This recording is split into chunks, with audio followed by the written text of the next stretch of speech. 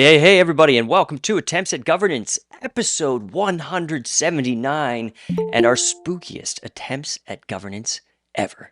We have an amazing panel on the show today, and we're going to roll straight into the state of the Treasury. State of the Treasury looking, hot and cold this week. We are down on the dot side, 439,590 dot, which is worth 1.76 million US dollars at today's market value.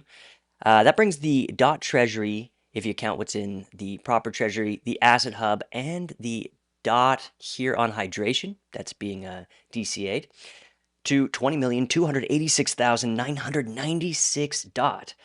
USDC, however, looking really good this week. Nice to see it up 405,000 USDC, bringing that stack to 1,680,868. And then USDT also up 384,492 to 6,590,677 USDT. That's the state of the Treasury. And unfortunately, we're missing Funky today because he's doing some serious funky development with, well, I'm not going to reveal it now, but it's somebody famous, somebody you'd recognize. And so we're missing him for the beginning of the show. But in his place, to fill his shoes, we have Spencer here for the state of the Spence. Thanks, Jay. My internet's a little unstable, but hopefully everything's all good. Happy Halloween, everybody. First off, big shoes to fill with Funky out. But if you've got any photos of yourself, your Halloween costumes, or your dogs, drop them in the comments, I guess. I don't know. Post some links.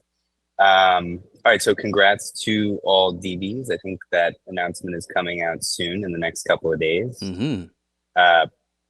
Permanence DAO, by the way, just wanted to let everyone know that we're open for giving feedback on proposals. We're doing that live.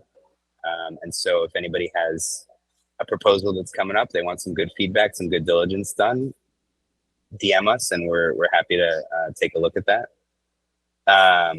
PMEI has a massive year ahead, filled with lots of integrations. We've got new users and transactions coming through to Polkadot, so that's super exciting. And of course, some events. And Bash is actually opening up a university collab panel and networking event series that we're putting through the events bounty. It's going to be 8. We're going to work with universities all across the world, and we're going to be doing a music and tech focused series. So it's going to be combining, lots of product and engineering folks with music industry folks. It's going to be something not to miss. So, and last but not least, of course, Billfold is charging ahead. Everything is going to be coming out soon. We've got a dashboard that's going to be coming out too, which is going to just be a live ticker for the number of transactions and wallets that will be coming through to Polkadot. So we'll see that, in the next couple of weeks, and happy to share that and get some additional positive sentiment behind what's going on in Polkadot here and the music vertical. So wow, back to you, Jay. Thank you so much. So reading between the lines there, it sounds like Permanence DAO did get DV. Oh, I don't know if we did. I'm not sure. Oh, but okay, we'll find out. We did or we didn't. We're doing some good work either way. Oh, I see. Okay, no, I was reading too much into the tea leaves there. Fair enough. Spence, thanks very much for the state of the Spence, and nice to hear Billfold moving forward apace. Poor Limo also not available today. His immune system is fighting some evil German virus, and he's hopefully going to recover soon. We'll see him in Thailand very soon. But this means we're going to roll straight into the refs on the table, starting with one that I've actually been working with the Koos for a while here. This is the Unlocking Growth with a 6-month Pokeachiever campaign and AirLyft Enterprise Suite Access. So AirLyft is a platform that allows you to gather people together and get them working on specific tasks to win rewards. We were part of the Pokeachievers campaign, the Koos was, and that went really well. Now we're using them to give away Inter Miami gear, merchandise, and it's going really well. And the guys are super responsive. We have them here on the show. Can't see you there, guys. Why don't you introduce yourself and welcome to AAG. Hey, hello. Sorry, Natty, did you raise your hand for something? Okay. Hey, guys, I'm Rachit. Thank you so much for inviting us to the show. Got it. So first of all, happy Diwali. We're from India, and there's a festival here on the day of Halloween this time. So happy Diwali, everyone. It's the victory of good over evil. That's what's celebrated. So it's really exciting that we're doing this on that day. So I'm Rachit. I'm one of the co-founders of AirLyft.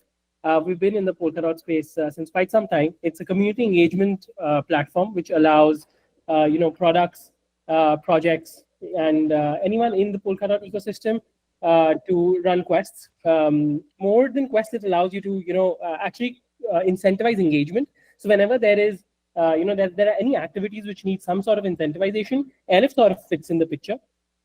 So we basically integrate with all the parachains today in some way or the other. So in the sense we have, you can convert any palette query into a quest. You can convert, if you have data in any indexer, you can convert that into a quest.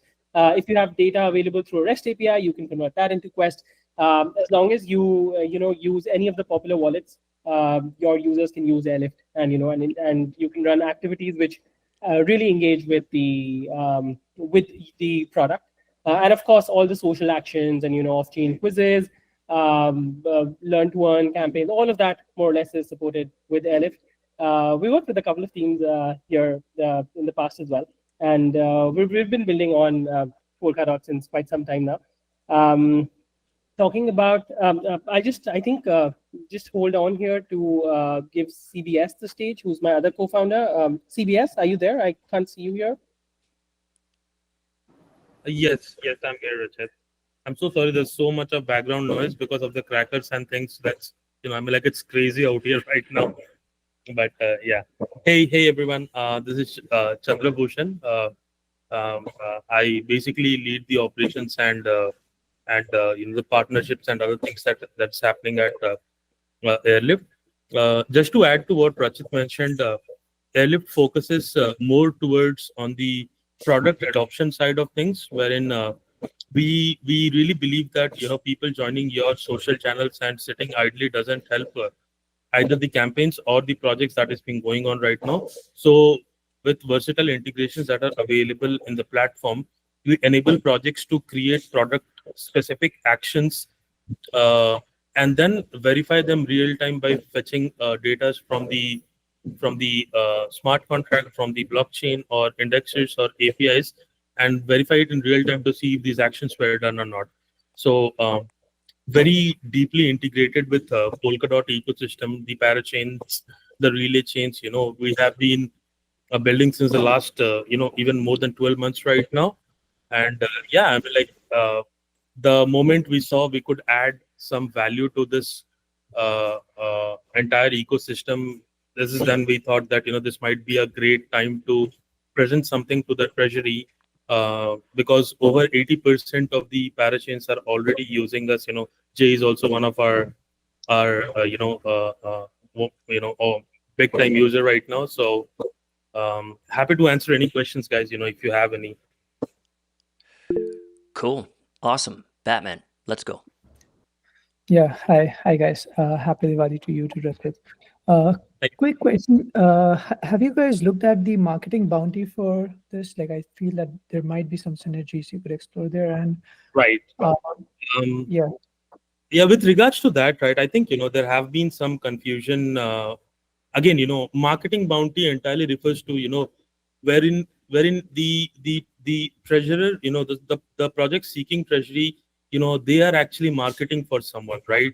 But this isn't a marketing boundary, to be very exact. We provide a platform that users can use to create their own campaigns. And so, I don't have any control over, a Parachan X using it for their ambassadors or for their campaigning purposes or anyone, right?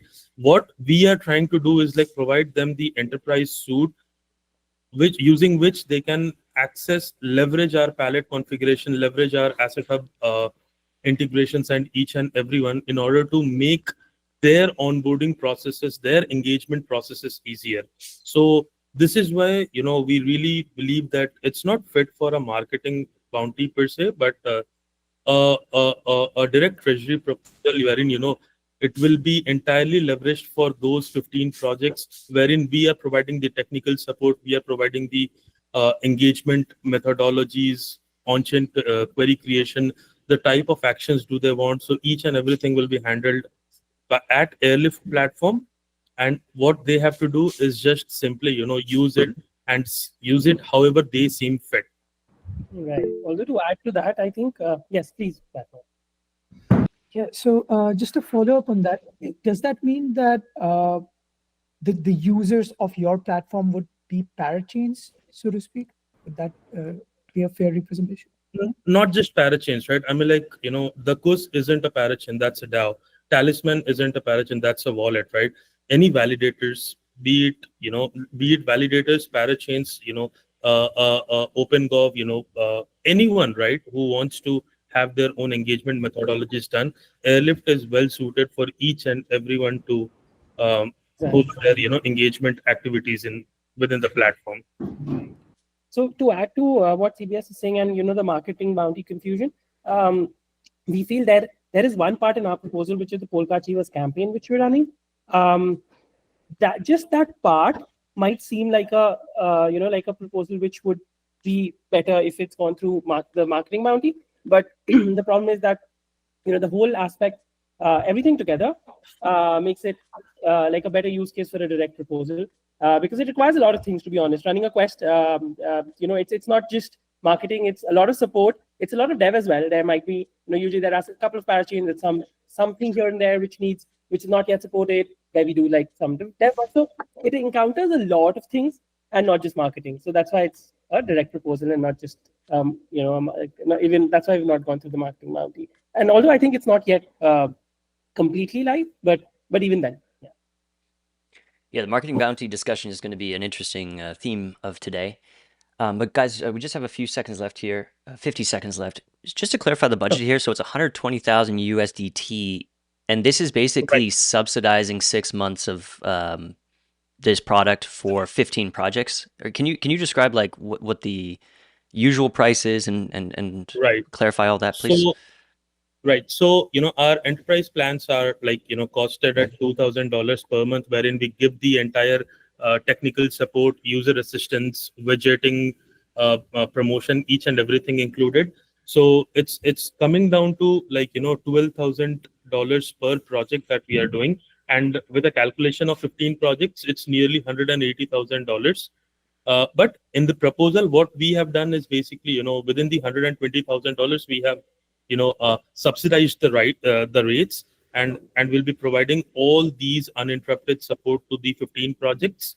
Along with the operations of the Polka Achievers campaign for 6 months. Exactly, yeah. All right. Okay, so we're at time there. Okay, so you're doing 15 projects for the price of 10, I think, is the idea here. Right. Okay. And the operations for the campaign. Yeah, right. Okay, guys. Well, thanks a lot for the introduction, and we'll see how people take it. Right now, the proposal is doing. How are we doing? It's very bad. Very bad. Well, we don't have a lot of votes yet. We are under 250,000 dot in play here, so I have to see how people take it. Just started the decision period, but guys, thanks for being here, and please do return if you want to tell us more about it. Absolutely. Righto, we're gonna move on now. We have very, very good friend of the show. We have Apillon on the show, Mr. Balancebourne himself. He has created, and I gotta tell you, I got a little sneak peek of it. It's very good. A blockchain gaming documentary, traveling around the world and getting some thoughts from the people at the forefront of this very important Polkadot vertical. He's looking for 32,500 USDT to do finishing touches on the documentary and broadcast it. It's going to be broadcast on the KUS, but it's being helped by .play, by Distractive. Big ecosystem-wide project. Apillon, welcome to the show. What do you want to tell us about this one? Thank you. Yeah. So sorry, I'm here in Japan. It's quite late, but Yes. the story actually began like a year and a half ago when I first came up with this idea through a conflict I had with a close person in my life, where they simply didn't understand blockchain. They didn't understand gaming, and they felt like it was all a scam, as you've probably heard many times. And it essentially severed our relationship. We still haven't spoken since. Wow. And that kind of influenced me to build this documentary. I believe that this documentary was critical to just sharing, you know, objective information about what blockchain and gaming can be together. And when I say objective is, I want to share a message and a story from a very balanced perspective of recognizing the flaws of blockchain as it is now, and the struggles and the difficulties we have, whether it's legislation and you know, certain countries that are very opposed to blockchain, as well as the benefits that we can offer with our infrastructure, especially on Polkadot. And I also want it to be very digestible, very approachable from people who are not blockchain savvy to begin with. And I think that that right there is incredibly important, but people just won't care unless there's a story involved with it, a personal story, something that they can, you know, relate to. And so I'm just not a person who likes to promise anything unless I'm 100% sure that I can deliver. And so I basically paid for all the flights, I paid for extra gear, I paid for hotels, and I scheduled, again, a year and a half. I cleared my schedule a year in advance to film this thing. And it took 2.5 months of work. I spent around 400 hours working on it. And basically, the 3 months following the finish of the project was just trying to acquire partners, similar to the Koos Distractive, to be distribution partners to make sure that this gets out there and is presented in many different digestible formats. And so this request for funding is mostly just around that, and just to make sure that this can get out there and be as powerful as possible for our ecosystem. So. Cool. Awesome stuff. Well, yeah, it would be a wonderful documentary to distribute. And I guess we're just waiting to see what token holders think, whether or not we can pull the trigger on this thing. That's a very interesting story, Pinan. Thank you for sharing it. Do we have any questions or comments on this? Oh, we have Nick in the house. Nick, welcome to the show. Hey, thank you. I'll just sort of a short comment here. We got involved as .play to try and help here, because I think this is exactly the type of initiative that we saw two opportunities here. First of all, make sure that we can continue encouraging creators who take the time to build first something, right, before just jumping into the Treasury or just jumping to sort of ask for funding. And the second thing that we saw as an opportunity here is that because of the size of this project, it was kind of easy for a lot of different agents within the ecosystem, like the Samara and like Distractive, to see how we can pull some resources together and see how we can work together for the benefit, let's say, of a project. For me, having seen also the documentary, and I do participate also in it at some point for an interview, I really like sort of the human touch to it, and it seems to be a good counterbalance to the different type of content that we have here. So more initiatives like that, I think, would be good, getting different perspectives and different voices of our ecosystem out there. Yeah, very happy that I contributed, and hope that the rest of the community can see it that way too. Great, thank you very much. Anybody else have a question or comment? Spencer? So you guys did you guys put exiled racers in it? So I wanted to make sure that it was like just so people know, I do have a professional film, especially photography background. So I'm not just like popping out and claiming to make a documentary without any background. And in fact, in like 5 hours, I got to wake up and go shoot the next documentary project. So my brain's all over the place. But every individual project that I added to this, I wanted to make sure I was in person and I was able to control the lighting, control the filming, framing, everything, and have a connection with the people I was interviewing. And that basically means we're talking about an expense of another couple thousand per individual team that I was adding on top. So in short, I couldn't justify spending another, I already spent 5,000 easy on receipts, but probably closer to $8,000 of my own money to fund this thing. And I was like, every single team I add, I'm just pissing money at some point without being sure that I'm going to get anything in return. So I would love to include other teams, especially a lot of these teams that have been around for a long time that I respect, that continue to build through this bear. But I just couldn't take the personal risk any further.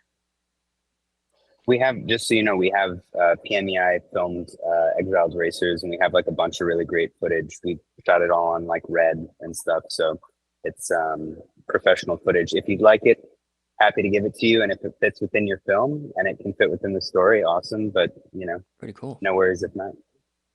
Happy to consider, if anyone has professional film that they have the rights to hand over, happy to consider how it fits into the overall story, because that's the other important thing to consider, of course. But yeah. Very cool. Okay, we have about a minute left here. Pina, did you want to address any of the comments you've received already on the proposal, or you want to leave it at that?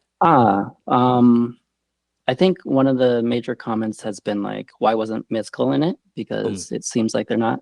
They're referenced inside the documentary, but I did try to approach them a number of times, and just we weren't able to make it work. So it wasn't for a lack of effort or a lack of intention, but they are mentioned in parts of the documentary. Second thing is the marketing bounty. From what I understand, there might be some discussion happening right now, but it seemed like what I've been told is that they will not cover this if OpenGov denies it. And it's kind of a catch-22 for me, because I'm just the independent creator. I'm not someone who can debate. I hate debating and fighting to justify what I do. So that's why I created this in the first place. But I didn't really understand how the marketing bounty drama was going on, is essentially what I'm saying. So being denied because I'm not part of marketing bounty, but then marketing bounty saying that I can't participate because OpenGov is denying me, I'm kind of like, okay, so I just spent 5 months of my life just to throw this away. Like, what am I supposed to do with this? So look, that's a funny situation with the marketing bounty. And look, I think if it does get rejected and there's overwhelming indication from people that it's because they expect in the marketing bounty, obviously we would expect the marketing bounty to have some serious consideration of this.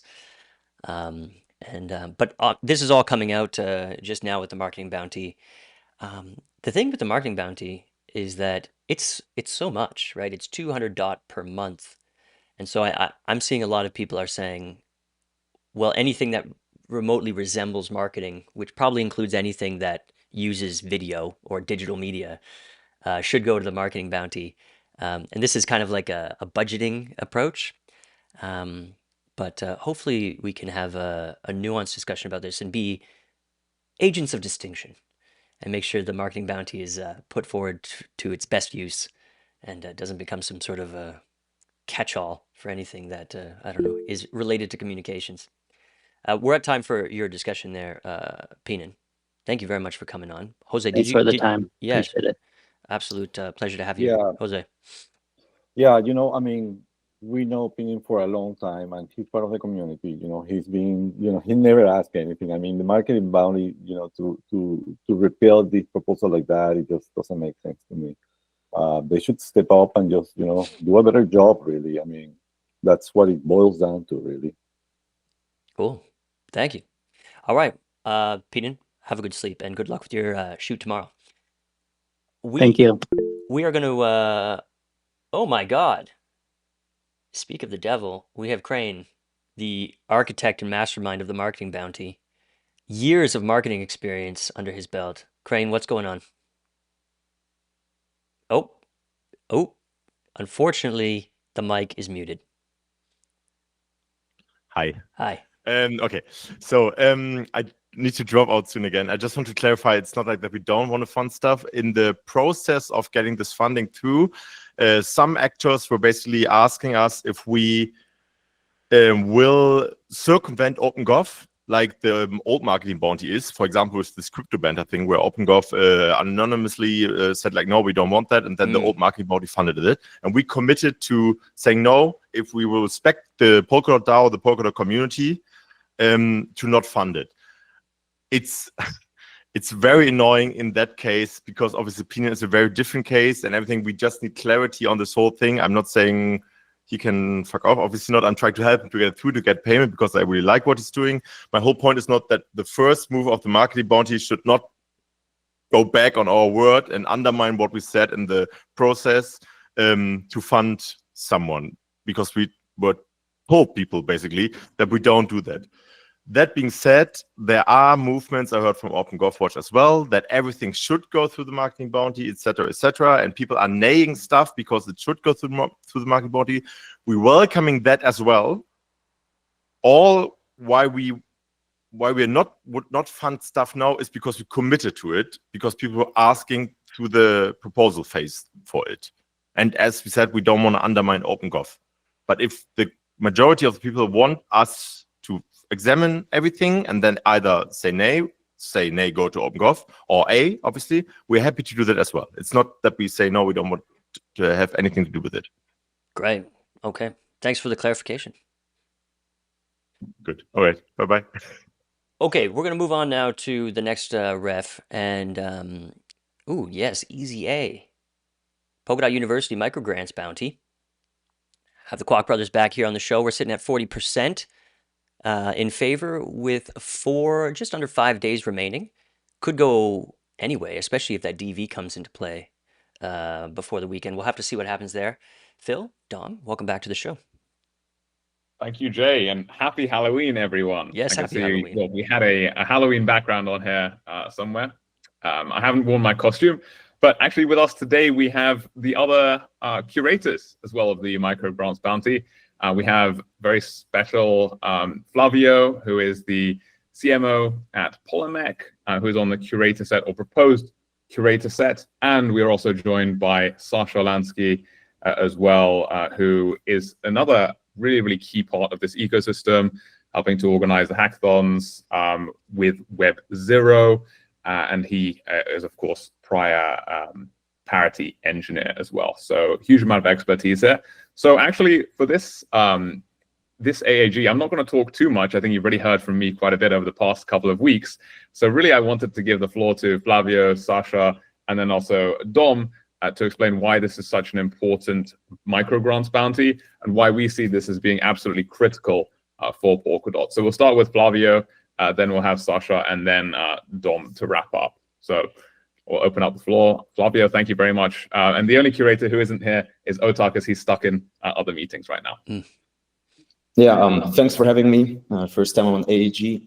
I think I'm going to try to keep it very short. I know it's a time limit. I am known for talking way too long, but for us, it's very important to be able to, scout good talent. We work very closely with the PBA, with Founders Institute, also with EZA to find new talent, new opportunities, bring value to the Polkadot ecosystem. One of the important things is to be able to act quickly, right? I mean, usually good talent is highly thought over, so a lot of people want to attract them to their ecosystem. We're talking here about, lowering the first entry barrier, about giving opportunity to take off some time from their daily jobs to explore certain initiatives. So I think this is very crucial. I saw that in the last AAG, there were a lot of discussions. I think it's very important to understand that it's our job as curators to secure and make sure that they bring value to Polkadot, that it's Polkadot projects. If it's via EZA, if it's via PBA, I don't really care where they come from, right? They need to have a good background. They need to deliver. We will be very strict. We have no room for anyone that doesn't provide value. We don't need to spend all the funds. If we don't have enough people coming in the proposal, as it says, the funds will go back to the Treasury. This is only to support good talent. If we want to talk about football, if you're scouting for talent, you invest in talent, you want the best ones. Not all of them will shine. Some of them might not, go all the way. That's fine. That's why it's also not huge grants, but we want to give people opportunities. First, entry barriers need to be lowered. For us at Polymech, I mean, I don't think I need to explain what we do, but we are working very close with new founders, with people that might be looking for new opportunities from a bottom-up approach, being able to combine it with other bounties further on. Yes, I know, sorry. And then with Polymech is very important. So that's why we stand for this initiative. If people decide differently, that's fine. You know, open up, you do you. But we need to move on this. There's no time to wait. Markets are moving. If we're not moving, we'll be left in the dust. And then, you know, there's no complaining. That's my 5 cents. Thank you. Cool. I can step in. Hi, everyone. Sasha here. I'm actually just in transit, so I've got my camera on to say hi. But in Berlin. Anyways, why microgrants? I mean, for me right now, I've spent the last 5-6 months working with Web Zero, where we're doing hackathons, and we see so much talent coming in, so much interest wanting to tinker with Polkadot. And the truth is, we just don't have the rails right now, like to support these teams. Where they're typically teams that aren't going to go for like a full OpenGov proposal, like they don't have that much experience, but they want to tinker. And we just don't have this pipeline right now. So I truly believe that partnering with EZA and having EZA as the main like anchor points to be spearheading this, and having people like myself and Flavio and Otar as people that are able to identify what could be a very interesting project for the ecosystem. I really think it's the right way to go. I joined Flavio on like, yeah, we've got to move here, because if this isn't the one that's gonna be the rails, well, we're gonna have to find another solution. So concretely, we've got an opportunity to like excite talent, because right now people go to hackathons and it's like, what's next? And to be honest, it's kind of embarrassing for me to be like, well, we have the Web3 Foundation grants program, there's OpenGov, and maybe just like message me if you need support. I've actually been doing that. So after the Austin Consensus Hackathon, there's a bunch of teams that are continuing to kind of work and tinker. And it's true that in the capacity of me working with Zero right now, like I don't have that much like reach and scale for these people. So this is really like gonna fill the gap. Great. Okay. What else we got? Got 2 minutes left here. Yeah, so thanks Flavio, and thanks Sasha for those valuable insights. I think, you know, for us, the microgrants bounty, just to echo what Flavio and Sasha were saying, really originates out of, you know, exactly providing the support for builders after they've won hackathons. Right now, a ton of hackathons happen in the Polkadot ecosystem, but there isn't a logical next step for builders. You know, once they've won all of that prize money that, you know, we're giving out and other organizers are giving out, where do they go next? And sometimes, and oftentimes, in most cases, projects that come out of hackathons, they want to continue building, but they ultimately, you know, don't have the resources to do so, and they are too early stage to actually go and apply for one of the larger grants or one of the formal programs that exist in the ecosystem. So the purpose of the microgrants bounty is really to give them that bridge, so to speak, from winning a hackathon to actually getting them in a position where they can apply for one of the bigger bounties, one of the more formal ones that are typically for more established projects. So we see the microgrants bounty as being a crucial way for people to essentially be retained in the ecosystem after the hackathons, because, you know, hackathons are great, but ultimately we need that support for the builders to get them into a position where they want to continue building and actually have that logical next step. So thanks everyone for having us on, and yeah, happy to take any questions as well. Great. We do have a minute left if anybody has any questions. Jose. Yeah, guys, you know, I always love your product and, you know, what you do for the ecosystem, definitely. Now, my question is, like, do you have anything for localization, meaning, you know, do you have like a translation for Spanish? And, you know, because this kind of product could be very, very well used in the Spanish communities. And I think the money and the financing that you can, you know, the incentives will go far, you know, farther than what we are doing in the US and in 30 developed countries. 30 really. seconds left. Yeah. Maybe I can answer this. So I assume you refer to EZA, right?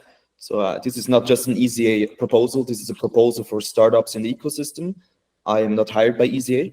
Neither is Sasha. So this is not an EZA proposal. This is not an EZA product, right? I don't think this is relevant. So this will be from PBA, from anywhere. So yeah, I don't think this is the topic here. Alrighty, that's it, guys. Nice to see you, and thanks for bringing on the curators. Would be interesting to have another mode of funding for projects coming through hackathons. Yeah, let's see how it goes in the next few days. But thanks very much for coming on. Thank you, Jay. Thank you, Thanks, everyone. We're now going to throw it over to Warp, Lizard, and Natty because we're looking pretty hot here on the Talisman retroactive funding, 690,600 USDT, and sitting at 95.6% after about a third of the decision period. Could be entering confirmation in as little as 17 days. Guys, welcome back to the show. What do you want to tell us this week? Thanks a lot, Jay. Thanks for having us. Yeah, we just thought we'd come back. Last time we gave an introduction to our proposal, but we didn't have a lot of time for questions. So we thought we'd just make ourselves available if anyone wanted to ask us anything or discuss it any further. So I guess a very brief summary of the proposal. Most people might have seen it by now. A lot of people have voted. So thanks for all the ayes and some of the comments and questions. But for anyone who hasn't seen it, yeah, we're asking for 690,600 in USDT. It covers about 11 months of work on the wallet and the portal products for Talisman. And the primary features that we're asking for support for generic ledger support in the wallet, for manifest version 3, which is a big upgrade we had to do in order to stay compliant with the Chrome store requirements, and in-wallet staking in the wallets, and cross-chain swaps on the portal.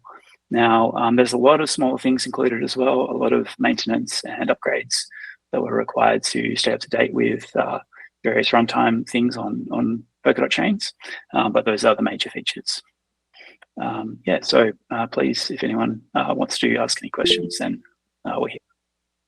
Batman's got a question. Bat. It's more of a comment, really. The thing is that Talisman has been coming up with these retroactive proposals, and sometimes we just, as a community, we would prefer, at least like some of the people that I've talked to would prefer that if you come up with a discussion first and get your ideas sort of checked with the community on what they want you to build, what they want you to prioritize, and sort of make a proposal first and then build stuff instead of building stuff that you need or you want to build, right? Like sometimes it's EVM stuff that maybe we did not want, right? So it sort of comes as a package deal to the Treasury, where here we built all of these features for the past 6 months, and now it's kind of a take it or leave it thing, which makes it really difficult for us to kind of have any input per se, right? Like in how the product is being shaped. And given that it's being funded by the Treasury, I believe that we should have some say in that. Yeah, thanks, Batman. That is feedback that we've heard, and I think it's quite valid.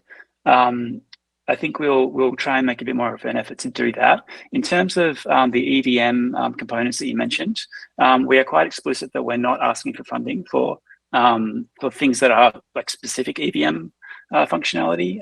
For example, we've done some NFTs in the wallet, which are EVM only. Those aren't included in this proposal. So this proposal is scoped to Polkadot relevant features. But thanks for the feedback generally. There are some cases where, we operate in a competitive environment. There are other wallets that we are competing with. And there are some cases where we can't broadcast too far in advance information about what we want to build. And so there will be times when we're not really able to ask the community what they think of particular ideas. But we appreciate the input, and we'll make some attempts to do that.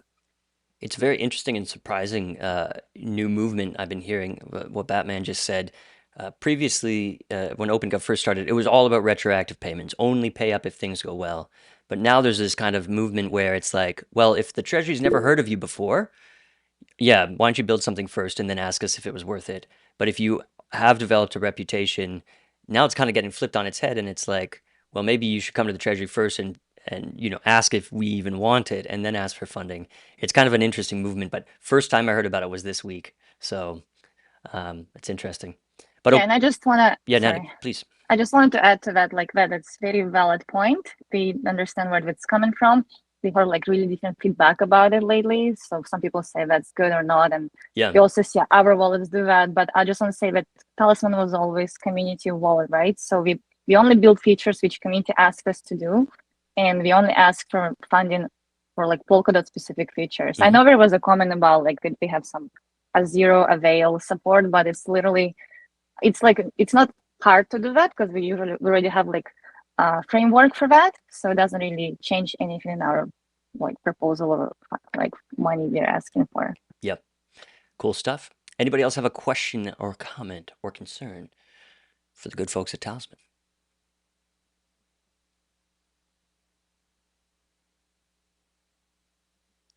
Timothy's big question. He's wondering if It's a there's good any one. mobile future for Talisman. Yeah, it's a good one. I can't confirm or deny. We would really like to do it. We haven't done it yet. We're thinking about it for sure. Okay, thinking about it for sure. Nice. All right, guys. Well, maybe we'll leave it there. Thanks for coming back, and wish you continued success on this ref number 1232. Thank you. Thanks If you very guys have much. any questions, you can always ask us in DM or on our Discord. We're happy to answer anything. Super. Thank you, guys. And I want to give a very warm welcome to Funkatron. He's made it from his Funky development meeting. Funky, are you there? I am here, Jay, and I am prepared to run the timer. I've got the backup phone in the cup holder while I'm driving, so I won't be on cam. But should we start our new thing that we discussed at dinner with Sal and Aaron? Yeah. Shut the funk up. Oh yeah. Okay. So Funky's gonna come in hard now on the timer. Make sure you're mindful of the timer.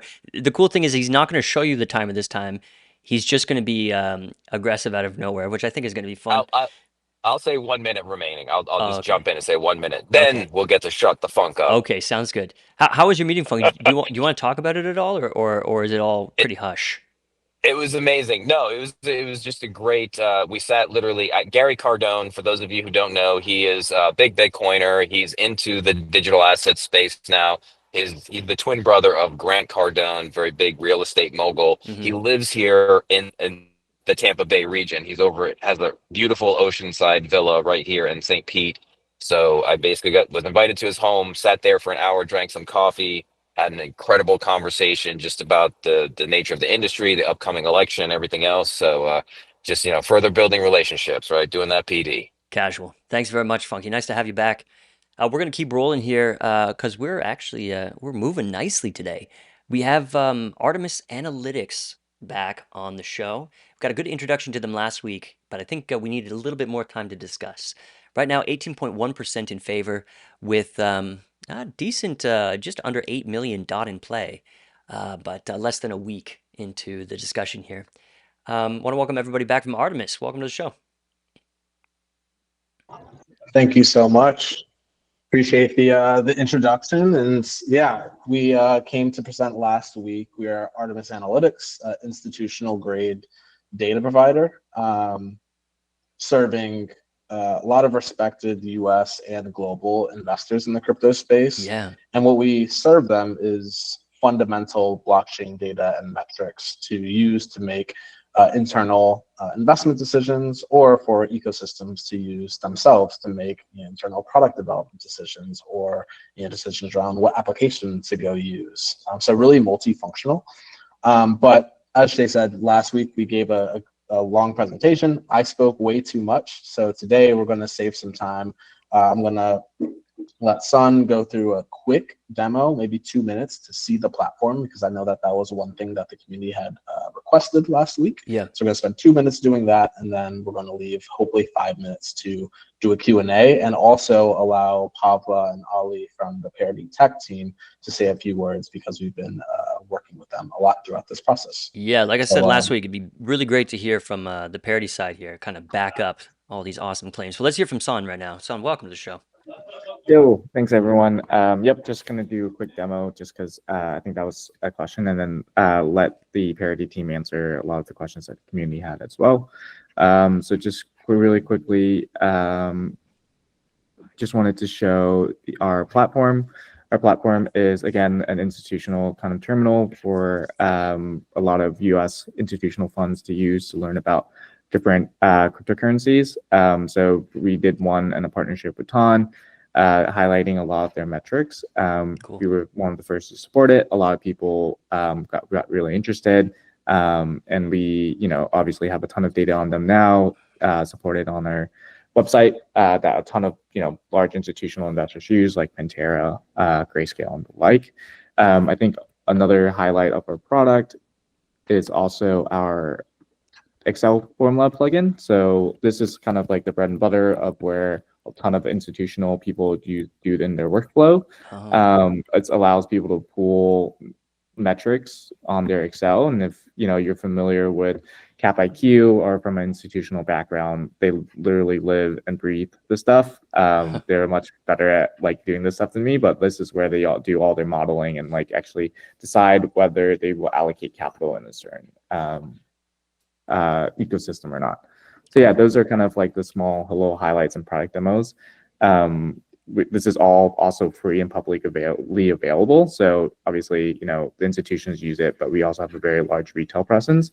A very good example of this is actually Vitalik recently retweeting our data. It's got a ton of views. I think after this thing obviously got retweeted, there was a huge price action on Cello and things like that. But all this data is technically publicly available, and a lot of people use it in the community, in the crypto ecosystem at large as well.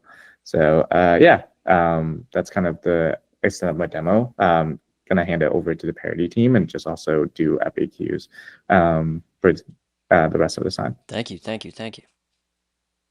Thanks, I'm here from the Parity data side, and Ollie, our senior data analyst, is here with me to support the team. We will be supporting from the data perspective, so doing everything in our power to expedite this integration, which means sharing the raw data, transform data, collaborating on metrics. So far, Artemis team has been really open-minded and knowledgeable about Polkadot, and very quick to grasp what unique capabilities of Polkadot to highlight. And I think this is the right opportunity to get that data into the right hands. So we are supporting on the low-level data side, but I really believe that the team can, based on their testimonials and everything they shared also last time, that they can bring important attention to Polkadot and get the data into the right hands. So really excited about this. If the proposal goes through, we'll be fully committed to making it as easy as possible on the data front. Okay, awesome. And it's 10. They're going to be integrating 10 parachains plus the relay chain as well, or no? Yeah. Relay That chain, is correct. Yep. System chains and select parachains, just to have that proper aggregation on the core relay plus system chains level, and then also select parachains. Of course, starting with maybe the most vibrant ones, and then prioritizing based on community needs. Okay, awesome. I mean, yeah, we're going to show them the most bullish charts possible, of course. Okay, I'm just going to say real quick, I'm not very close to this proposal. I haven't helped in the process in any way, but this seems to me like a really big win, because what we're doing here is we're paying 60% off to integrate our 10 best chains as far as data goes into a system that's actively used by serious investors. So we're always complaining that the serious investors aren't taking Polkadot seriously, and this is an integration into a platform that a lot of them use with support of the Parity data team. For me, this seems like a big win, and it's kind of obvious. But let's hear what other people have to say. Batman, what are you thinking? Yeah, it's more of a question, really. I'm just curious about it. Is there a list of metrics that you plan to show to the show on your dashboard, or what exactly would the Polkadot version of this look like? Are there any mock-ups, anything like that? Yep. So I can take that. The metrics we're working very closely with Parity. Obviously, you know, the ecosystem has like specific metrics that they want to highlight, and also just other ones that, you know, so that we can cross compare. So obviously DAUs, daily transactions, fees, I think revenue, I think it's something that's very important for institutional investors as well. And we define revenue as like value accrued to token holders. And then, you know, Parity has been helping us really understand specific parachains very thoroughly, so that we can also highlight metrics that were specific to parachains and the Polkadot ecosystem. So that, again, we are showing investors like how to look at these things, because at the end of the day, it's also like an education platform, and like trying to get them to understand like, okay, what are the key important metrics? Like, how should I evaluate these things? Not just like allowing them to standardize. Yeah. So is there any 1 minute left? Yeah. So just a quick question. Are there any specific metrics that you have as of yet that you are thinking of integrating, or is it right now to be planned or something like that? Yeah, we have a specific list, and we can update the proposal to include that specific list. Right now, it's a lot of feedback from like what institutional investors want to look at, but obviously we can take more consideration from the community as well. Okay. I'll figure it out. Let's see how short we can make the questions and comments going forward. Ollie, you want to say something quick? Yes, I will. I know that time is. Well, then go. No, time is short. Look, I'm a big supporter of this for a couple of reasons. I think cost versus worth, in terms of, as you said, Jay, this, like, you know, this would put us in the discussion with investors with very deep pockets and very high capital allocations. So even one investment from their potential clients pays for more than the proposal. Yeah. Second is it's open source too, so it's in line with our values and culture. Oh, it's it. We're out of time. I even have my hand up. We're out of time. Damn, brutal. I think you're right there. I mean, we don't need much to get a return on this investment. 200K, it's about 2 days of stablecoin accumulation. Okay, hopefully we have Chaos down on the nay side here. What the hell is those Karens probably have some big nitpicky problems over there? Like, Jesus Christ, guys, get with it. Saxonburg also on the nay side. Can't believe it. I don't know. This seems like a pretty obvious win to me. But hey, Lucky Fridays and I. Lucky Fridays and I. Those are agents of distinction for sure. Would love to have conversations with anybody in the community as well on the side. Yeah, of course. Well, we still have a long ways to go here. Less than a week so far into the decision period. So we'll keep our eye on this every week. And if you want to come back, please do. Thank you, guys. So thank you, everyone. Alrighty. Do we have Chris from Draper back on the show? Nope. That's fine there. Okay, so then we're gonna throw it back to this discussion, spearheading Polkadot into enterprises, the Salesforce.com integration by Apillon. Oh, here it is. Excuse me. Hey guys. Matches, welcome back to the show. What do you want to Thanks tell for us this having us week? again. Mm-hmm. Yes, so I think as many mentioned already, I mean, having the discussion period up front before having the proposal turns out to be a very good decision. So we took the chance and having several discussions over the past week, not directly on the discussion post itself, but let's say more or less off-chain with ecosystem agents like Chaos DAO members, OpenGovWatch, Prominence DAO, and so on. So, and it turned out that the Salesforce narrative or the Salesforce naming might have been a little bit stretch because it took away the spotlight from all the underlying milestone free, let's say, deliverables that are being planned. So based on that decision or based on those discussions, we decided that we're going to split the proposal into two and basically focus onto the milestone 3 proposal solely and have a separate Salesforce.com proposal to have the community vote on that if they decide to see or if they see a value in the Salesforce part. It was from our experience and our discussion that we had that we thought this would be the right approach and right move forward to go with Salesforce first, but it turned out to be maybe a black dot in our proposal. So that therefore we're going to split it, which essentially is going to reduce the whole ask down to close to 800K. So we're far away from the 1 million now. So it's 800K over the course of 8 months. And the deliverables are basically then now focus all of the ecosystem, the chains. Let's say like we're going to have Pop, Quill, SES, Prosopo, and then improvements of the underlying existing feature sets. That said, and if I can quickly share a window with you guys, there was also discussion back on the previous AAG based on our metrics, because there's always the discussion of our 150,000 users do we have, how does this replicate, or how does this reflect onto Polkadot. So we can share the list with the ecosystem. So those are all our chains living basically on chain, how many transactions they're doing. And let's say the terminology we use as builders, developers, we have to define more clear. So it's not just developers who actively code, but it's, like I said, builders who are either deploying websites, who are hosting stuff on chain, who are minting NFTs, who are creating wallets. So it's all different stuff. So we have to kind of define this as a builder, just like Morales, Third Web, Alchemist also call them builders, right? But as Nino nicely said, so our CPO, I mean, they also probably, in a way, I'm not going to say inflate numbers, but have a different terminology for different user numbers. And it goes, I mean, we are in the same league. We have to compete with those builders, right, in a sense. So we have to compete with those platforms, and we have to play by their rule book in a way. So those are the chains that we currently support. So obviously Polkadot, Moonbeam, Fala, and all these other chains that live in the ecosystem. And through different, let's say, routes, we bring new users to Polkadot. So we have a very strong search engine optimization when it comes to metadata storage, wallet as a service, RPC as a service, all those new features that we currently launched. We're also very active in Google Ads, Twitter Ads, Web2 conferences, but also through our own incentivization campaigns. And those users basically translate into new users and more transactions on the underlying chains. So what does this exactly mean?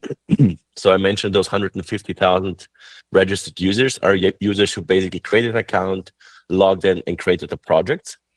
So we have them in our database. Those are emails that are not just wallets. So we can run campaigns on it. We can start interactions within. So we can interact with those users directly. But the number who's probably more interesting is that the activated projects, so basically users who have spent more than one credit, these are close to 43,000. So those users have actually done something on the platform. When we go even deeper, we have then the activated projects who basically spent all the credits, and those are the ones that we want to then start, let's say, converting into paid users. Over the past couple of months, so the cumulative transactions rose to close to 700,000, and probably the biggest chain that's running transactions on Apillon currently is Trust. So Trust is being used extensively. You can see on the far right side.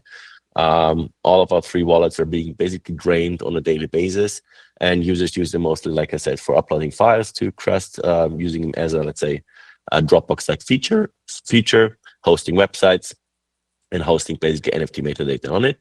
But then also other chains like Moonbeam or Subsocial, Fala, they're also quite active on our platform. We did run an incentivization campaign back in February last year, which obviously caused a very high spike on transactions, and those transactions then gradually decreased over time. But we're now also seeing again a trend in more and more transactions being generated. So with this new milestone 3, we also plan on having a second incentivization campaign in order to even drive more adoption, more user, and more wallets to be generated on the Polkadot chain. So yeah, that would be from my side very quickly. So maybe a TLDR would be basically the new integrations will now include Web3 captcha, encrypted storage, Web3 database, and in-contract deployment. And we're going to be improving the underlying services that are already part of Apillon.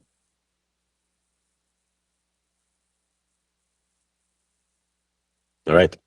Any questions? Any questions? Sorry, I got a cold. Oh, sorry, man. Funky, 10 seconds.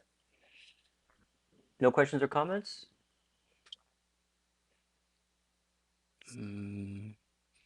I got a question about the transactions there. And it's nice we have Pavla on the show, actually, because you're showing like tens of thousands of transactions on Crust, right? Yes. But Crust transactions on the Polkadot network, at least by the parity data, is like a few a day. So That's what's that all because about? Trust runs two chains, right? They have a substrate chain, they have a solo chain. So all transactions are currently running on their solo chain, unfortunately. But that's due to their architecture. Yeah. Mm. Is it the solo chain is a substrate chain? Not sure, to be honest. Not sure. 1 minute. Maybe it might be that you're counting also unsigned transactions, which we include in this regard. It should be included in the TPS because those are the transactions that pass through the system. But for our charts on the website, we do not include unsigned transactions, system level transactions, not only those that are initiated by the user that actually count toward any kind of economic activity. So that might be the difference, but we can connect and see. Yeah, let's connect. Yeah, and let's see where we have the discrepancies. Yeah, it's cool. Any other questions or comments here? Okay, so when are you going to go for a ref here? Today. Oh, today. Yeah. Okay, nice. All right, that's it. Well, thanks very much for coming back and sharing that. All right, thank you. Cheers. All right. Thank you very much. We have one more piece to discuss today, late edition. And this is, wow, we're really flying here because we're already at version 5 of the Polkadot Ambassador Fellowship Manifesto. And we have Lucy on the show, fresh from the trenches of trying to submit a root ref, I think. Lucy, welcome to the show. Hi. Yes. How are you? Version 5. Yes, good. We'd hoped that we would have it submitted just before our 8 minutes of fame, but we are currently testing the extrinsic, and it will go live later this afternoon. Yep, it is a root ref, so we want to make sure we're 100% know what we're doing. So yeah, just wanted to let you know to keep your eyes open for that coming later. We do have another 2 and our final 2 Twitter spaces because they're slightly technically just shockingly bad. But we do have one more scheduled for tomorrow and on Monday because, as you know, we have another supporting referendum to actually get this off the ground, which is a medium spender. The confusion is because we will be asking in USDT and the level is higher than it is for DOT for the medium spender. So that is out, but we haven't been sort of chopping it in your faces as we want the manifesto to be the most important thing until it's out there. But we will have those X spaces. They are on the Discord events channel.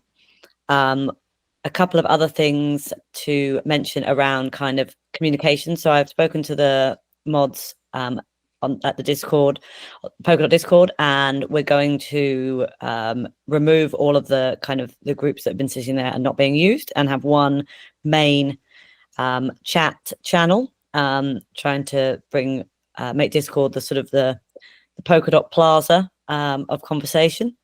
And Jay doesn't know this yet, but I'm going to be asking him kindly if he can help me figure out how we can host a call this kind of style, an ambassador kind of style call, because the Twitter space is so bad and we want to do something kind of moving forward to engage people and kind of keep that point of contact. In the future, that might become a kind of more of an office hours thing, but whilst we're sort of young and new and kind of growing, we'd like to do that for as long as possible, and maybe we just keep doing it.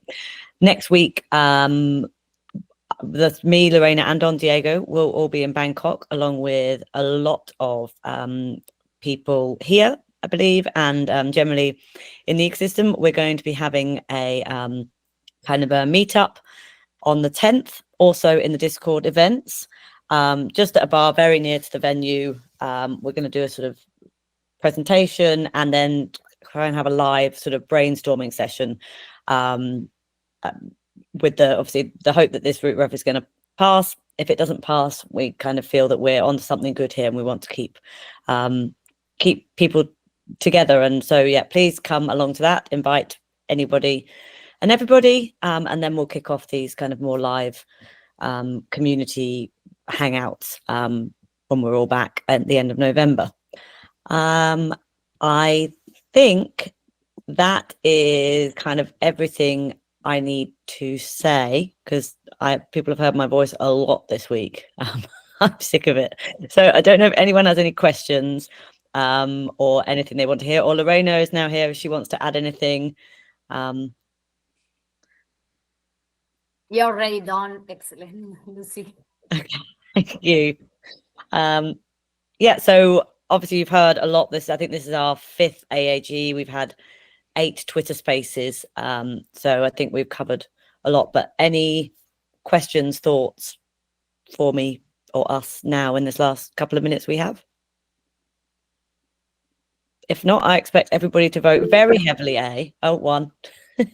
Okay. I just want to Yeah, come in and say this. I really appreciate, because it's been admittedly a bit of a fiasco with this whole head ambassador situation, but the people who continue to show up and put in tons of work and effort despite not having any kind of pay or all the drama and pushback and everything else that's been happening, I think it speaks volumes about your character and your commitment to the ecosystem. So I'm just coming on to publicly say kudos. You are appreciated. And I'm sure not just by me, but many others. And I really just wanted to say I'm grateful for you continuing these efforts. Thank you, Funky. Thank you. We really appreciate that. Yeah, I think we feel the same. We feel that we're onto something good, and I'm glad that people are sticking with us, because it can go either way when you push people like this. So yeah, we're up, and we will be up and live very soon. This is all new to all of us. I've never written a manifesto. I don't think Don Diego's ever done a root referendum on his own. So hopefully we're delivering what you guys are looking for. So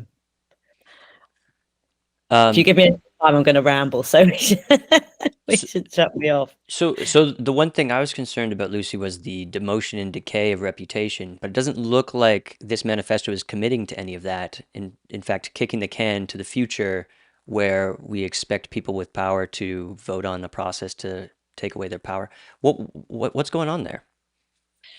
So I put the trains of thought, as you will have seen in manifesto, so to make it very easy for a change to be made at any time without it having to be a sort of big effort.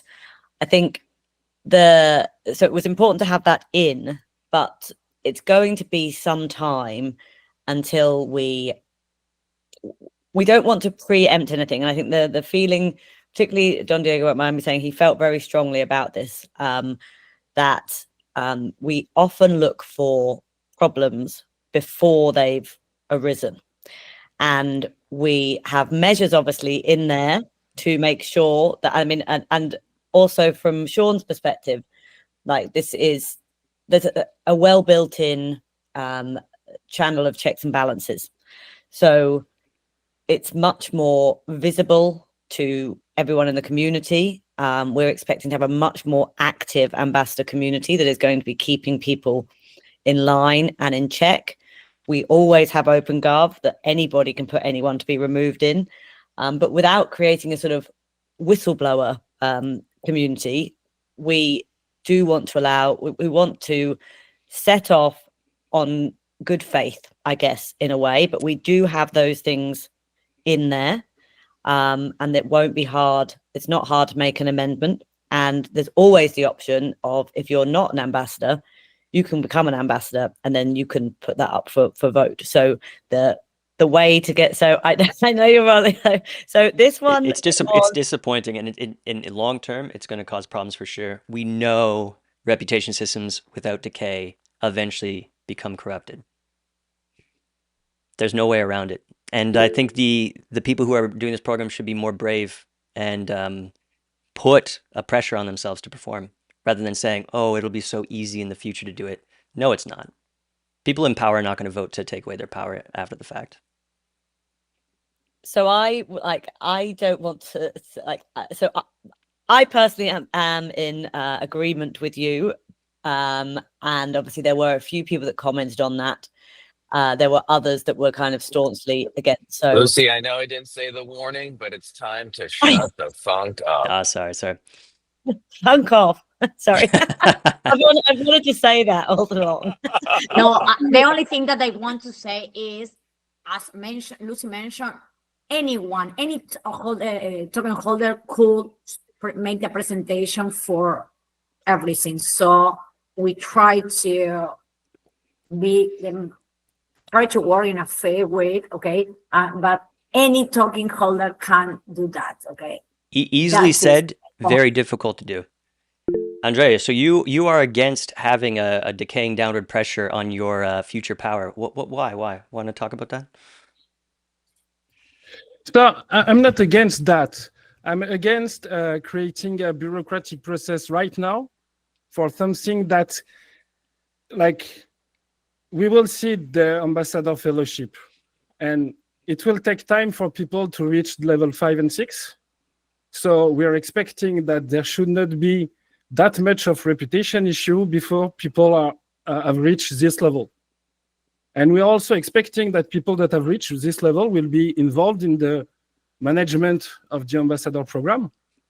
And so, yeah, we think that it's better to wait for this issue to come before creating an automatic process, knowing that at any point of time, the token holder can remove anyone. So please, no one's gonna submit a massive deposit to remove somebody.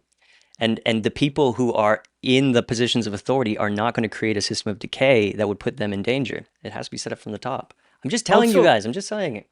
No, but you're right. If the ranks will offer you some like financial benefit, for example, of course, no one will vote to get out of that. But being the highest rank member of the fellowship just means that the expectation from the community are high, you know? So the only thing that it should bring is the will to do more stuff. And yeah, like imagine like we have 8 head ambassadors at level 6 and 2 of them are not doing anything. What do you think the 4 other will think? Will they want to keep them and diminish the value of the title? Or will they try to defend the value of the title and try to demote the 2 ones that are not doing anything? I hope that, let's say, let's rephrase. I believe that the system will be more powerful if highest ranking members are taking care of the fellowship themselves.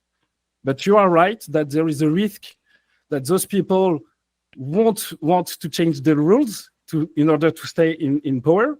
But we also believe that the token holder can always either demote someone or repost a new root ref, that if at some point the ambassador program is taking the wrong path, we will have ways to address that. Just a root ref away. No, look, I want just a root ref away. No, I want the ambassador program to succeed, which is why I'm passionate about this one particular thing. Because we see groups and DAOs in the ecosystem that have not put decay in, and they're full of people who don't hold DOT anymore, are literally just creating FUD from the inside. If you're in some of these private groups that, you know, people got in by knowing somebody, and you see the people who are there from 4 years ago who still have authority and influence in these groups, it's like such a I don't know if you know what I'm talking about, but it's such a drag on the ecosystem. And you have to think like, okay, so the market has its liquidity pump, and then we're on the other side of it, and a certain percentage of people who are passionate about Polkadot are now burned and hateful because they pretended they were investors, but they still have titles in the ambassador program, you know? Yeah. Now you're right, and they're obviously not a perfect solution for that. Another thing to take into account is that including an automatic demotion process means more code, and we don't want to wait 6 months to have the program more running. Code. Yeah. So we will already wait 1 month to have a new palette for the ambassador fellowship, then probably 2 more months to have the fragment system. So if we add another requirement on the technical level, we will wait 3 more months. So you're probably right. I'm probably naive, but count on me that if another ambassador is feeding the ecosystem, I will put the demotion ref myself. And that's what I am expecting. Like the people in the fellowship should maintain it, and they should be proud of it. You know. So yeah, look, I have full trust of all the leaders of this. I'm just thinking too far in the future, maybe. But yeah, nice to hear. Go on, Rosé. Yeah, Lucy. what we can also do is that so December will be establishment phase, and then Q1 will be incubation, and that's when we'll have this panel of 7 key advisors, and we've asked a number of people who are all on board in principle. We're looking at time commitments and things. They're all very well known and established, and you'll like all of them. But that period is for us to figure out what works. So during that period, we could work, like those that have been seeded, plus like the program directors, plus the advisors could work on something, put it in during that phase, because we're not going to need a demotion period in the first 3 months. Being seeded, we're in incubation. So we could spend some time, because the other thing is we have done this quite quickly. We haven't wanted to lose kind of speed. Yeah. And so I do think, no, it's definitely the one thing that if we could have spent some more time on something, it's definitely something that we would have. So what we can do, and I would like to, is commit to reviewing that with everybody in that first incubation period and putting something together that can then be built. That can then be built then and be ready for like the summer, whenever we start, we're starting churning and getting new people. Well, hopefully not churning, but onboarding new people. So that I would feel very comfortable and confident, and would like to do something like that, because that's what that incubation period is for as well. And anything can be built in that time. I saw Pablo was getting +1s, but I missed what you said, Pablo. Do you want to repeat that? And then I'm going to go and check what Sean's saying. No, I just mentioned that I think even the fellowship, technical fellowship, provides a retention evidence to keep the rank. I think that mechanism is makes sense in this regard. It's very transparent, and anyone can inspect what has been done in the past period. Regular retention votes, yeah. Because we are on GitHub. That's been a journey. So we're on GitHub, and we will also be exploring uploading kind of evidence and things like that, and doing some tutorials to make things easy, because ultimately we do work in tech. So even though GitHub is a bit technical, it's actually a great project management tool. So we'll explore that as well. So if and when this passes, we will do. That's why I want to keep the conversations going, so that we can have a whole list of things that we can kind of attack in that first period, particularly when we've got specialist advisors, etc. And yeah. Before I throw it to the hands, I'm going to say what Sean's saying on the chat here. Unfortunately, can't be with us because he's traveling. Sean, we miss you. But he is saying he's a big fan of high-level members. No, he's not a big fan of high-level members of the ambassador program needing to be part of management. He says some people are just good at being ground-level ambassadors. Then he says we should let them keep doing their job, and similarly, some low-level ambassadors may be much better. Okay, a little bit out of context for me. He was probably typing that earlier. But he says ambassador rank should be about what has been done in the past. But yeah, maybe some decay is okay. Sean, it's so necessary, please. Then he says, I think this could be solved with active versus standby mode, not necessarily by adjusting their rank number. Okay, so have people like who are live and people who are not live. Okay, thank you, Sean. I'm sorry if I didn't do justice to your thoughts there. Let's get a thought from Jose and then Andrea. Back to Andrea. Yeah, I'm all in for the ambassador program. I think it's a powerful tool. But in this case, I think we're just missing a lot of time on which we should be. 6 months in crypto is a lifetime, right?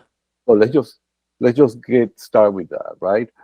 We don't have time to be boarding people in and out. I mean, we don't wanna create a guerrilla within the ecosystem, right?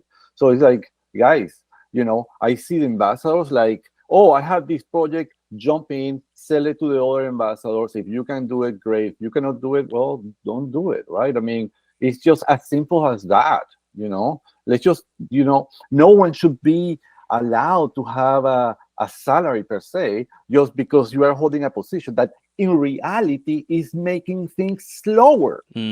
So, I don't know. We need to rethink this really fast, and let's just make it happen. 6 months, July next year, that's not good. Just not good. We could not be here in 6 months. I hope so. Okay, good point though. Very good point. Andrea? Yeah, just wanted to add that we still had a notion of demotion for highest ranked member. Yeah, Like true. there is nothing automatic, but we put in the manifesto that rank 5 and 6 should be actively involved in the ecosystem and should be demoted if they are not. But yeah, ideally you stay at rank 4. And yes, I like the idea of being able to put yourself in standby. Even though, as the ranks are not linked to any financial incentive, we have less issues than the technical fellowship, for example, Pavla, where the ranks means the salary. So obviously, if you're not doing anything, you should not get a salary. And that's the main reason why we separated the ranks from the salary or the budget, the funding, and that we designed a system where the funding can be flexible, liquid, and start right away. So obviously it's not perfect. And again, I really hope that the highest ranking member will take care of the fellowship. I will take care of the fellowship, and I hope the other ambassadors too. If at some point it doesn't work anymore, then maybe we will have to redesign another program. But I hope the one we design will be resilient and will evolve, as the need appears. Sean points out rightly that things will move way faster when we can do smart contracts on Polkadot Hub as well. Looking forward to that. But yeah, we have to keep moving, as Jose said. Lucy. Just very, very quickly. Yeah, on Sean's point, so that the standby mode has also been built in. So the 3 trains of thought have all been built in. So in that phase where say we've got 40 people seated and an advisory board of 7, if a decision wants to be made then and there, we wouldn't even have to do a root ref. We could just do an internal vote with those 50 odd people who have been trusted by the community, or we can put in a rep. But that stuff has all been thought of and put in there to make it much easier. It doesn't have to be an annex. And the other thing about the management, Sean, I think Don Diego is saying we would expect the people at the highest levels to lead and uphold the culture, not actually manage the program, but they should be leaders in the culture and the behavioral expectations of the rest of the program. So, do as I do, not do as I say, rather than actually being managers. But you would expect them to lead by example. Yeah. Nice. Cool. Okay. Well, yeah, let's see this on chain. Let's pick it apart and see what people think. I'm excited to see this get going, and it's so impressive how much work you guys have done in this short period of time. I know that other ambassador program is also still churning away, so it's kind of put this little time crunch on it, and I think it's been really cool. And if you want to set up a regular show for ambassadors, we'd be happy to host it on the Coos as well. Like, just like we do with Open Dev every month. Maybe it's every month, maybe every 2 months. I don't know, but something we can talk about and incorporate into the next round of funding for the Coos. Guys, thanks very much. We appreciate it. And that's it for presentations today. Unless there's anybody on the chat who had something else they wanted to say on presentation-wise before we look at refs on the go. All good. Just going to check in on a few refs this week. We have Evan Thomas. He's wants to continue managing the Polkadot X account for 75,000 USDT. This is another situation facing the just put in the marketing bounty situation. However, Evan is actually a curator on the bounty, so I think there were some thoughts of if this would be conflict of interest or something. Anyway, okay, but let me just say real quick with the marketing bounty. Marketing bounty is going to be great for vetting and taking care of external deals, like all of these website sponsorship integrations, smaller sports sponsorships, coal management, things like that. It's not a problem to directly manage talent that we're familiar with through the Treasury, in my opinion, and might even be wise to keep hold of the plug on certain things in case we want to pull them and they don't get lost in the machine that will be the marketing bounty. But we'll have to see this how this turns out. About 500,000 DOT in play on this one for Evan Thomas managing the Polkadot account. So we'll check on that next week. The Jamton project hasn't picked up any support from last week, but we'll see how this changes when decentralized voices comes into play. right now, 8.18 million against this proposal, and just 7 days, 4 hours remaining for the Jam-Ton project. We had the exposure on Bitcoin.com last week. I mean, here would be a great one for the marketing bounty, of course. We don't know these guys. Making specific deals, paying them out based on milestones. This could be a great one for the marketing bounty. But their request for 240,000 USDT, a little over halfway through the decision period, has not picked up any support from their show last week. Here's Georgie's proposal to remove the current 19 head ambassadors. I'm assuming a funding for the existing ambassador program will follow this, but this is looking to confirm in 10 days, and lots of support, 81.8% in favor of this one. And finally, the Florida Blockchain Business Association sponsorship, the 50,000 USDT for that is doing really well right now, 88.8% in favor, and looking for confirmation in 6.5 days. Congratulations, James, for your work there, and we're looking forward to seeing your continued moves in OpenGov. I know you're very active. It's nice to see. But look, that's the show this week. Nice short one, so everyone can get out and trick or treat. Hope you all have a really fun time out there, and we have a huge weekend coming up on the Coos. I gotta tell you, first, obviously a massive news pump tomorrow. We have a lot to talk about. I don't know if you saw, but the Pudgy Penguins game on Mythical, that got a name, that got a little announcement today, and that's just part of the huge news coming up. On Saturday, the Universal Machine, the joint partnership between the Coos and Key Pictures following Gav around the world, they've made a beautiful documentary, and that's going to be released at noon Eastern time on Saturday. It's going to be really fantastic. Finally, Sunday on Space Monkeys, I had the pleasure of interviewing a core dev from the BitTensor project. Just so happens he lives near me in a city nearby Toronto. We met up at the train station and did a killer interview with BitTensor. You're going to be really interested to hear about what's going on over there. Not part of the Polkadot ecosystem yet. It once was.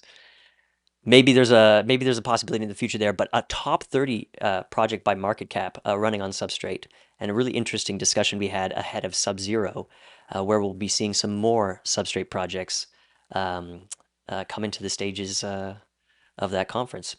So anyway, check it out. Thanks everybody for being here. Have a great weekend, and we'll see y'all very soon.